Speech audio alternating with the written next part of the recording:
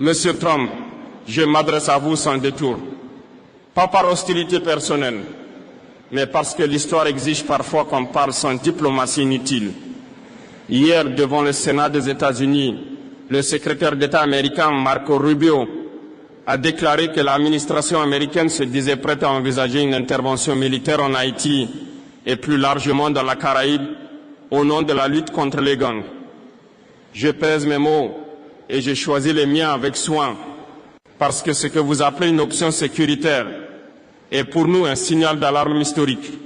Monsieur Trump, chaque fois que l'Amérique a prononcé ces mots, intervention, sécurité, stabilisation, des peuples entiers ont appris trop tard qu'il s'agissait souvent d'autre chose. L'histoire ne juge pas les intentions proclamées, elle juge les conséquences. On nous dit aujourd'hui, il faut intervenir pour combattre les gangs. Mais permettez-moi de poser la vraie question, celle que l'on évite soigneusement dans les grandes salles du pouvoir. D'où viennent ces gangs? Parce qu'on ne combat pas un phénomène sans en comprendre la naissance. On ne guérit pas une plaie en refusant d'en regarder la cause. Les gangs haïtiens ne sont pas nés d'une culture de la violence. Ils ne sont pas une fatalité africaine ou caribéenne, comme certains aiment le suggérer à demi-mot. Ils sont le produit d'un effondrement organisé, effondrement de l'État, effondrement de la souveraineté, effondrement de la légitimité politique. Et cet effondrement n'a pas eu lieu dans le vide. Il s'est produit dans un contexte d'ingérence répétée, de décisions imposées de l'extérieur, de gouvernements soutenus sans enracinement populaire et d'un flux d'armes incontrôlé que tout le monde connaît, mais que peu veulent vraiment stopper. Monsieur Trump, on ne peut pas d'une main prétendre combattre les gangs et de l'autre ignorer les circuits internationaux par lesquels les armes arrivent. On ne peut pas se dire surpris par le chaos quand on a contribué à fragiliser les piliers même de l'État. Je parle ici de responsabilité politique, pas de slogan. Quand un pays est maintenu dans la dépendance, quand son économie est étouffée, quand ses institutions sont délégitimées, les forces parallèles prospèrent.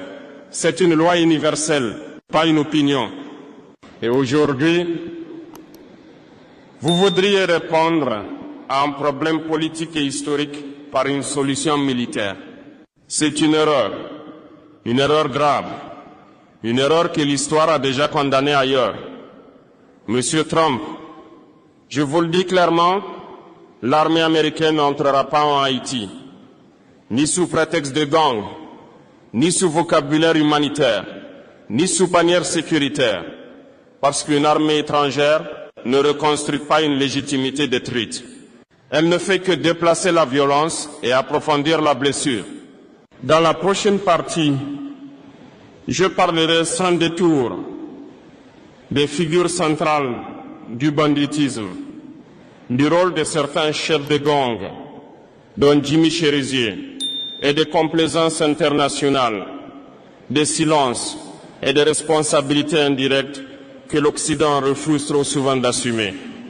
Parce que combattre les gangs sans parler de ceux qui ont profité du désordre, ce n'est pas une solution, c'est une mise en scène. Monsieur Trump, avant de parler de soldats, avant de parler d'intervention, avant de parler de frappes de base des forces spéciales, il faut parler de la naissance des gangs, parce que ce que vous appelez aujourd'hui une menace sécuritaire est d'abord le résultat d'un processus politique long, dans lequel les grandes puissances n'ont jamais été de simples spectatrices. Les gangs en Haïti ne sont pas nés dans une vie institutionnelle par hasard. Ils sont apparus quand l'État a été progressivement vidé de sa substance, quand l'autorité publique a été remplacée par des arrangements temporaires, quand les élections ont perdu leur crédibilité, quand la police a été sous-financée, isolée, abandonnée, quand la justice est devenue lente, dépendante, parfois inexistante. Et tout cela n'est pas arrivé sans pression extérieure. Monsieur Trump, quand un pays ne contrôle plus ses frontières, quand il ne contrôle plus ses ports, quand il ne contrôle plus ses flux financiers, ce ne sont pas les gangs qui apparaissent en premier, ce sont les réseaux. Des réseaux d'armes, des réseaux d'argent, des réseaux d'influence, Et ces réseaux ne sont pas exclusivement locaux, ne sont pas fabriqués dans les bidonvilles. Elles viennent de l'extérieur. Elles transitent par des circuits connus. Elles passent par des ports surveillés. Elles franchissent des frontières sous contrôle international. Tout le monde le sait, mais tout le monde préfère parler des jeunes armés dans les rues, plutôt que de ceux qui leur ont donné les moyens de tuer. Voilà la vérité que l'on évite dans les conférences de presse. On parle des conséquences, on évite les causes. Les gangs se sont renforcés quand la politique haïtienne a été déconnectée du peuple. Quand certains dirigeants ont été tolérés, non pas parce qu'ils étaient légitimes, mais parce qu'ils étaient utiles. Utiles pour maintenir un équilibre fragile, utiles pour contenir certaines zones, utiles pour éviter des réformes profondes.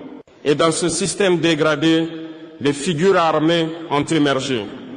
Des chefs de gang qui se présentent parfois comme des révolutionnaires, parfois comme des protecteurs, parfois comme des hommes forts.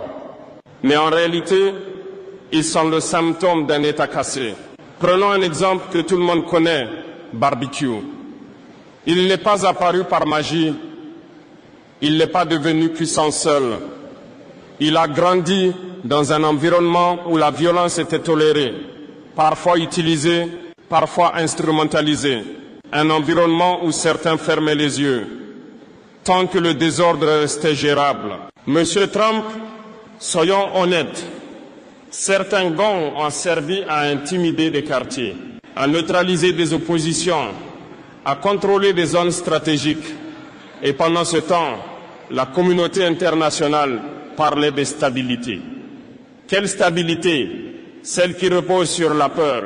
Et aujourd'hui, les mêmes puissances qui ont accepté ce système bancal se disent prêtes à envoyer des soldats pour le démanteler par la force. C'est une contradiction totale.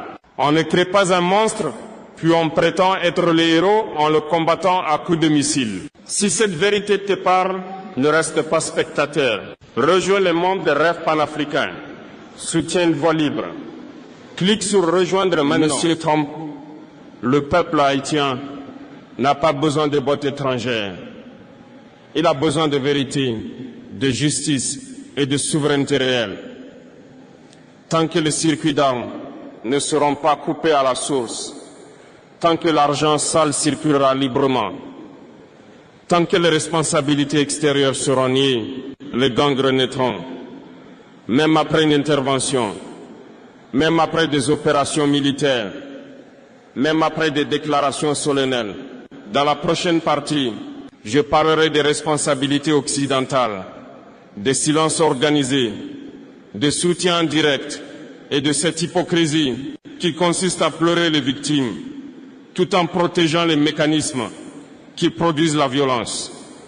Parce que la sécurité ne se décrète pas avec des soldats, elle se construit avec de la justice. Monsieur Trump, il est temps d'aller au cœur du problème, pas sa périphérie, pas à ses conséquences visibles, mais à ses responsabilités cachées, car on ne peut pas parler sérieusement des gangs en Haïti sans parler du rôle de l'Occident, pas seulement des États-Unis, mais du système occidental dans son ensemble. Soyons clairs, je ne parle pas ici d'un complot, je parle d'un système de décision, de choix politiques et surtout de silence organisé. Pendant des années, tout le monde savait que l'État haïtien s'affaiblissait. Tout le monde savait que certaines zones échappaient au contrôle public. Tout le monde savait que des groupes armés se structuraient. Mais tant que ces groupes ne menaçaient pas les intérêts stratégiques, on parlait de problèmes internes. Monsieur Trump, l'Occident a souvent cette logique dangereuse. Tant que le chaos reste local, il est tolérable. Mais dès qu'il devient contrôlable, alors on parle d'intervention. C'est une logique de gestion du désordre, pas de résolution des causes. Les gangs haïtiens ont prospéré dans un environnement où les sanctions internationales étaient sélectives. Les pressions diplomatiques visaient toujours les mêmes. Les flux financiers suspects étaient rarement bloqués et les circuits d'armes étaient dénoncés sans jamais être réellement stoppés. C'est cela, la responsabilité indirecte. On dénonce les chefs de gang aujourd'hui. Très bien. Mais où étaient ces voix quand ces hommes armaient leur réseau, quand ils consolidaient leur influence, quand ils devenaient des acteurs incontournables du désordre? Monsieur Trump, dans beaucoup de pays du Sud, l'Occident a pratiqué une politique cynique. Mieux vaut un chaos contrôlé qu'un ordre souverain incontrôlable. Et Haïti n'a pas échappé à cette logique. Certains chefs de gang ont été tolérés parce qu'ils permettaient de contenir certaines zones, d'intimider certaines populations, de faire pression sur certains équilibres politiques.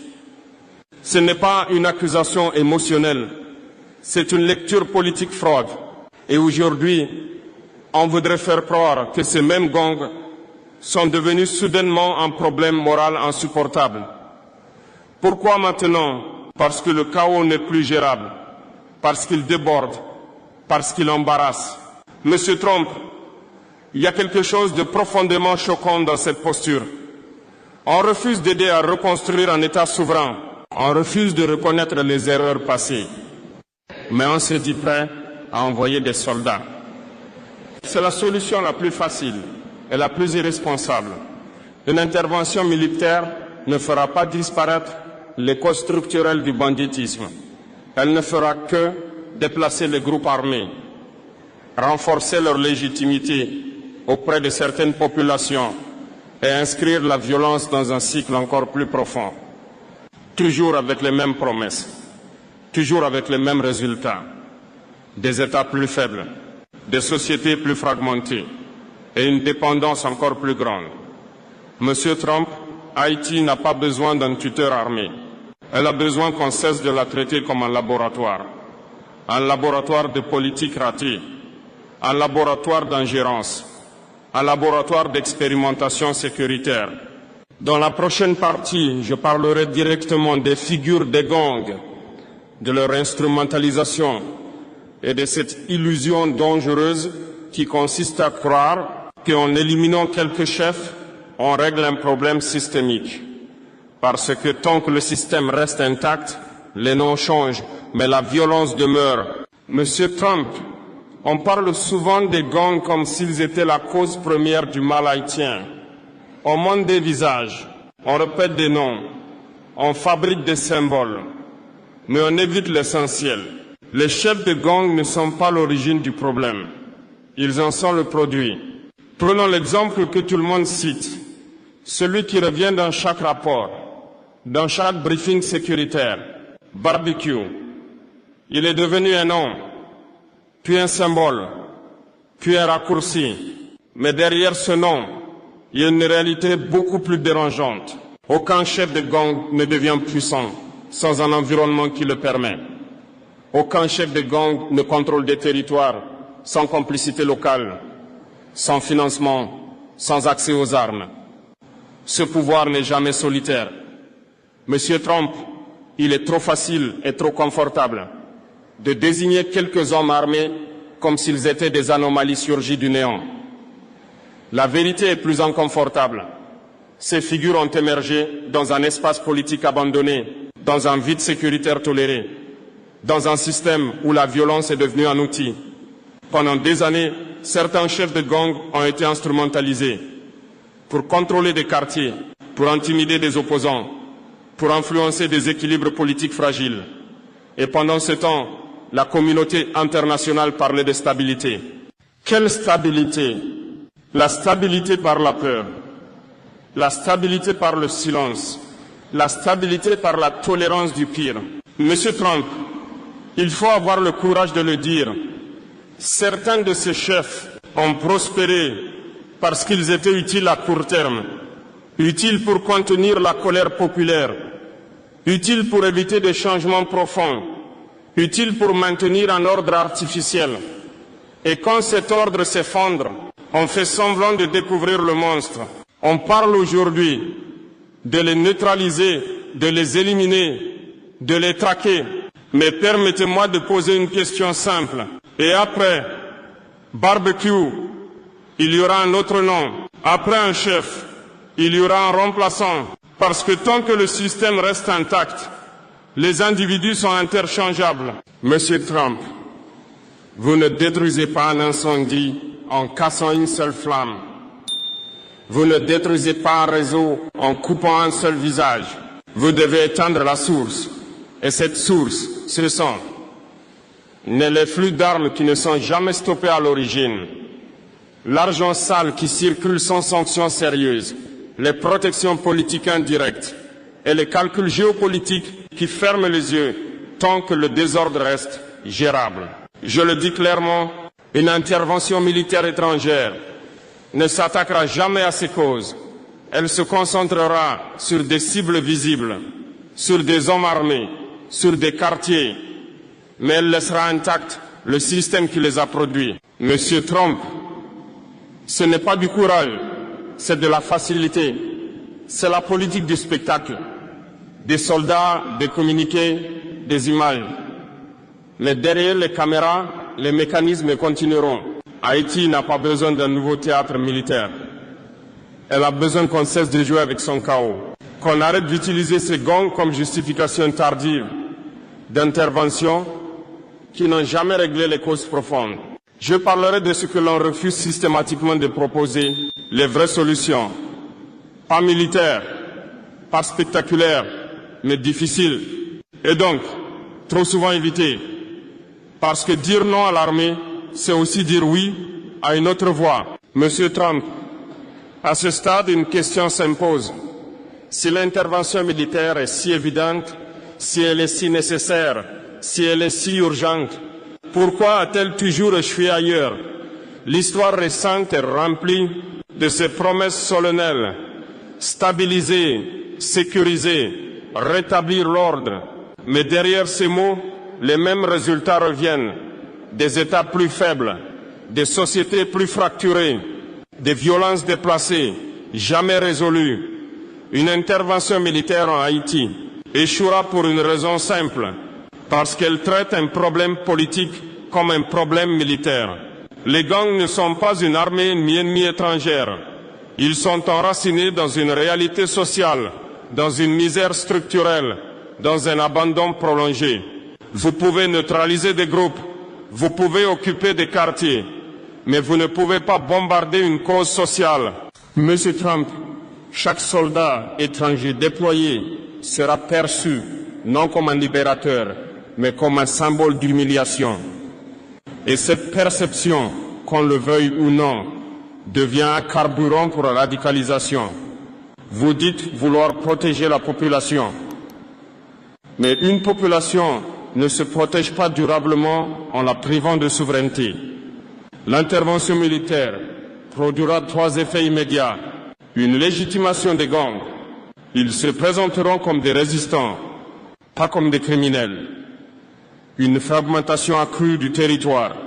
Les groupes se déplaceront, se recomposeront, se durciront. Indépendance prolongée, Haïti ne reconstruira rien sous occupation armée. Et pourtant, il existe d'autres voies, mais ce sont des voies que l'on évite systématiquement. Pourquoi? Parce qu'elles exigent de renoncer au contrôle. Monsieur Trump, la vraie lutte contre les gangs commence hors d'Haïti. Elle commence dans les ports d'où partent les armes, dans les banques où l'argent sale transite, dans les décisions diplomatiques qui soutiennent des élites illégitimes, dans les sanctions qui ne frappent jamais les bons acteurs. C'est là que la bataille se gagne. Mais cela demande du courage politique, le courage de sanctionner des acteurs puissants, le courage de rompre avec des pratiques anciennes, le courage de reconnaître des erreurs passées. Haïti n'a pas besoin de soldats supplémentaires. Elle a besoin d'un embargo réel sur les armes, d'un soutien à des institutions légitimes, d'un respect strict de sa souveraineté, d'un accompagnement économique sans conditions humiliantes. Dire non à l'intervention militaire n'est pas un refus de la sécurité, c'est un refus de l'illusion. L'illusion que la force étrangère peut réparer ce que des décennies de décisions politiques ont détruit. Dans la dernière partie je m'adresserai non seulement à vous, mais au peuple américain et au monde.